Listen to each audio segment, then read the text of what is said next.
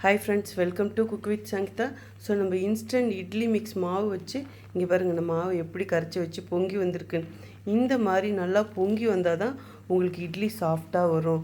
So இது 8 to 12 மணி நேரம், even அதுக்கு மேலே கூட இன்னும் கொஞ்சம் டைம் எடுக்கும்.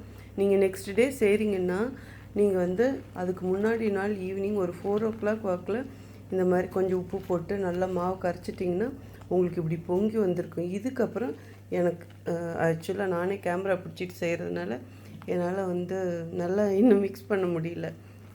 ஓகே, இங்கே பாருங்கள், இப்படி நல்லா இப்படி மிக்ஸ் பண்ணிடணும். இப்படி மாவு வந்துடணும். ஓகே, எல்லாம் அடியில் இருக்கிற மாவு எடுத்து, பட் ஓவராக மிக்ஸ் பண்ண வேண்டாம். இந்த பபுள்ஸ் இருக்கணும். இந்த பபுள்ஸ் இருந்தால் தான் உங்களுக்கு நல்லா இட்லி அப்படி பொங்கி சாஃப்டாக பஞ்சு போல் வரும். ஸோ நிறைய பேர் என்கிட்ட மாவு வாங்கியிருக்கிறீங்க. ஸோ ப்ளீஸ் இதே மாதிரியே ட்ரை பண்ணுங்கள். இங்கே பாருங்கள்.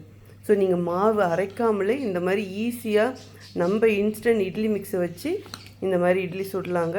ஸோ உங்களுக்கு வேணும்னா வெப்சைட்லேயே ஆர்டர் பண்ணலாம், வாட்ஸ்அப்லேயே ஆர்டர் பண்ணலாம். ஸோ இப்படி மாவு பொங்கி இருக்கணுங்கிறதுக்காக தான் நான் உங்களுக்கு இந்த வீடியோ காட்டினேன்.